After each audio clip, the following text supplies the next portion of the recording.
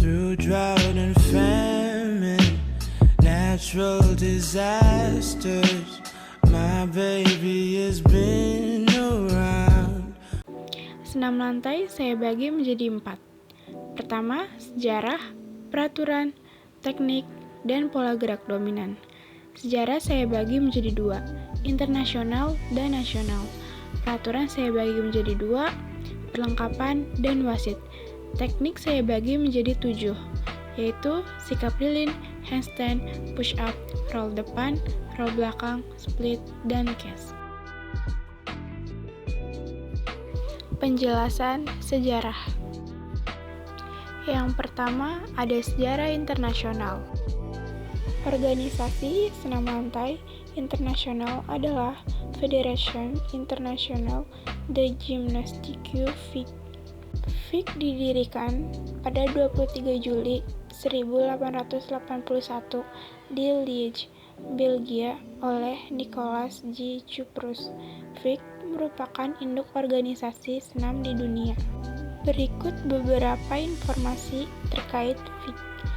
Presiden FIG pertama adalah Nicolas G. Chuprus.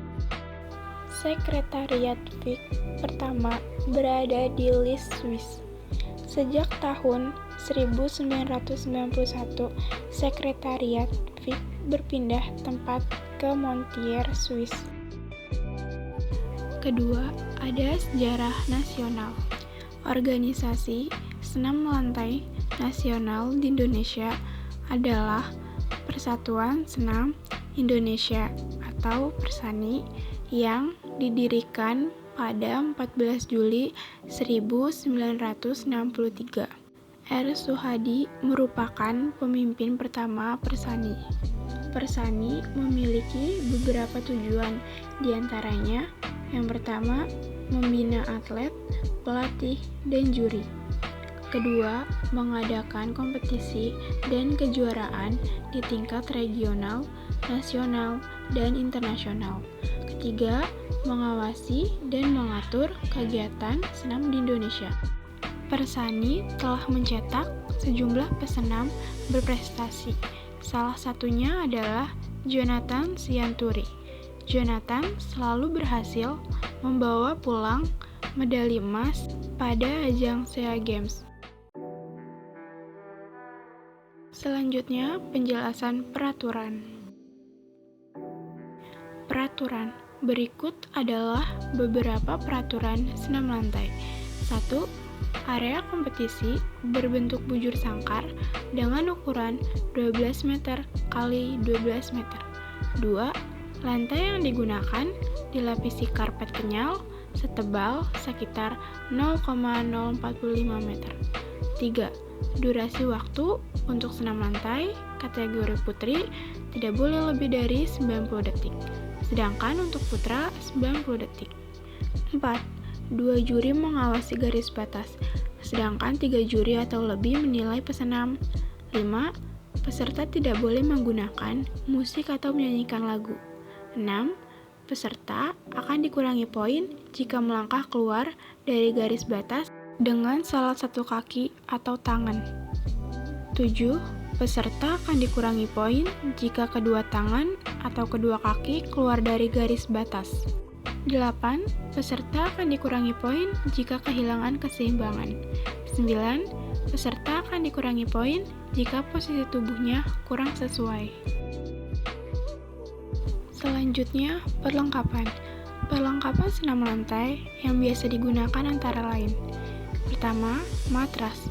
Alat utama dalam senam lantai yang berfungsi untuk meredam benturan dan membuat permukaan empuk saat melakukan gerakan. Yang kedua, gelang-gelang. Alat yang terdiri dari 2 lingkaran yang digantung pada ketinggian tertentu. Gelang-gelang biasanya digunakan oleh pesenam pria. Ketiga, kuda-kuda pelana. Alat yang berbentuk mirip dudukan di punggung kuda biasanya digunakan untuk melatih lompatan. Yang keempat, peti lompat. Alat berbentuk kotak yang digunakan untuk latihan dan pertandingan lompatan. Kelima, palang tunggal. Alat yang biasanya digunakan untuk gerakan-gerakan yang menantang dan atraktif. Keenam, palang sejajar. Alat yang terdiri dari dua batang horizontal yang sejajar dan dapat disesuaikan ketinggiannya. Ketujuh, balok keseimbangan. Alat yang berbentuk balok panjang dengan permukaan sempit digunakan untuk melatih keseimbangan, koordinasi, dan kekuatan kaki. Selain itu, untuk kejuaraan, lantai yang digunakan berukuran 12 x 12 meter persegi dengan tambahan 1 meter di setiap sisinya sebagai pengaman. Dan yang terakhir, wasit.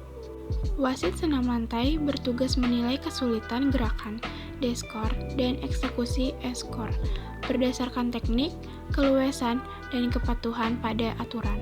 Ada dua jenis wasit, wasit D menilai tingkat kesulitan, dan wasit E menilai eksekusi dan mengurangi poin untuk kesalahan.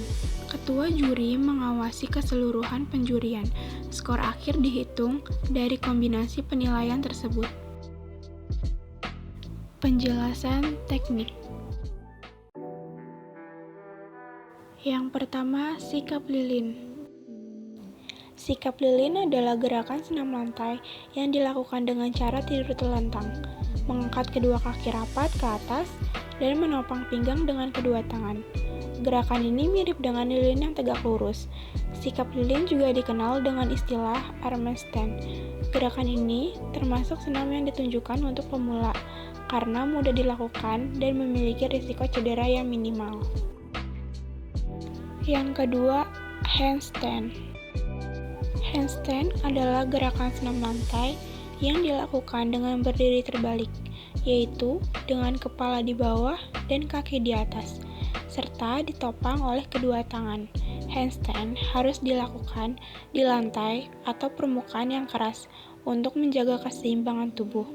Bagi pemula, penting untuk melakukan handstand dengan bantuan pelatih. Yang ketiga, push up. Push up adalah gerakan yang dilakukan posisi awal tidur tengkurap dengan tangan di sisi kanan kiri badan. Kemudian, badan didorong ke atas dengan kekuatan tangan. Posisi kaki dan badan tetap lurus atau tegap. Setelah itu, badan diturunkan dengan tetap menjaga kondisi badan, dan kaki tetap lurus. Badan turun tanpa menyentuh lantai atau tanah, naik lagi, dan dilakukan secara berulang. Keempat, roll depan. Roll depan atau guling depan adalah gerakan senam lantai yang dilakukan dengan berguling ke depan, menggunakan bagian belakang tubuh, seperti tengkuk, punggung, pinggang, dan panggul. Gerakan ini dapat dilakukan dengan awalan jongkok atau berdiri. Kelima, roll belakang. Roll belakang adalah gerakan senam lantai yang dilakukan menggelundung ke belakang. Posisi badan tetap harus membulat, yaitu kaki dilipat, lutut tetap melekat di dada, kepala ditundukkan sampai dagu melekat di dada. Keenam, split. Ada beberapa kecocokan untuk split, termasuk posisi fisik, istilah slang, dan teknik latihan. 1. Posisi fisik. Split adalah posisi di mana kedua kaki diluruskan, berlawanan arah dan sejajar satu sama lain. 2. Istilah slang. Split adalah istilah slang yang artinya pergi atau berangkat. 3. Teknik latihan. Latihan split adalah teknik di mana setiap hari didedikasikan untuk kelompok otot tertentu. Siapapun bisa belajar melakukan split, mulai dari pemula hingga yogi berpengalaman. Split depan umumnya lebih sulit dilakukan dibandingkan split samping, karena melibatkan lebih banyak otot. Ketujuh, cast. Cast adalah salah satu gerakan senam lantai yang dilakukan dengan posisi tubuh bertumpu pada siku, lengan bawah, dan jari-jari kaki. Gerakan ini mirip dengan gerakan plank, dengan perut ditarik dan punggung sedikit membungkuk. Dan yang terakhir, ada penjelasan pola gerak dominan. Pola gerak dominan dalam senam lantai adalah gerakan dasar yang sering terlihat dan menjadi dasar untuk keterampilan gerak senam lainnya. Pola gerak dominan dalam senam lantai antara lain: 1. Bertumpu, salah satu gerak dasar dominan dalam senam lantai. 2. Mendarat, ada 4 jenis mendarat, yaitu mendarat dengan kaki, tangan, putaran, dan punggung rata. 3. Melayang, gerakan yang memberikan kesan anggun dan ringan, seolah tubuh melayang di udara. 4. Tolakan, gerakan yang dilakukan pada senam lantai menggunakan alat. 5. Tumpuan, gerakan yang dilakukan pada senam lantai menggunakan alat. Baby has been around for me.